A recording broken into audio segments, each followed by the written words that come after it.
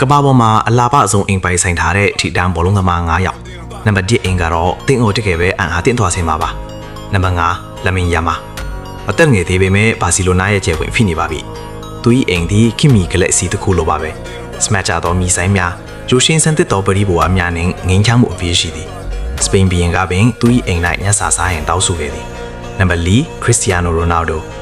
ရိုအိမ်မဟုတ်ပဲအထိုင်းမှအဆောက်အဦတစ်ခုပါမာဘယ်လာရီယက်နှင့်မဒေရာတို့ရှိသူ၏ဆိုင်အင်ကြီးများတွင်ကြီးလန်တော်ရေကူးခွန်များတီးတန့်အားကစားရုံများအိမ်တွင်းရုပ်ရှင်ရုံများနှင့်အပိုပိုင်းဥယျာဉ်များပါဝင်သည်သူထီသမားအရာတိုင်းသည်ရွှေအဖြစ်သို့ပြောင်းလဲသွားသည်သူသည်ရိုးရိုးနေထိုင်ရုံတင်မဟုတ်ပဲစိုးမိုးအုပ်ချုပ်နေခြင်းဖြစ်သည်နံပါတ်3လီယိုနယ်မက်ဆီရိုရှန်တော်လည်းလွန်စွာထူးခြားသည်အော်ရှေဒီဇိုင်းတာဝါရှိသူ၏မိုင်ယာမီပင်ဟောက်စ်တွင်ကားထက်လေးကဖမ်းနိုင်ရန်များနှင့်ပင်လယ်ပြင်ကျဲကြီးဝင်ရသည့်ရှုခင်းများပါရှိသည်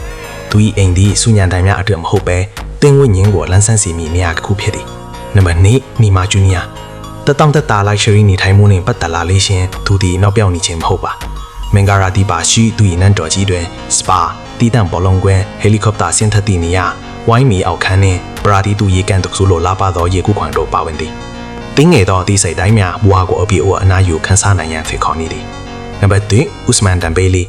သူသည်ဆိုရှယ်မီဒီယာတွင်တိတ်ဆိတ်နေတော့လဲသူ၏အိမ်ကတော့ကျယ်လုံးစွာထုတ်ဖော်ပြောဆိုနေသည်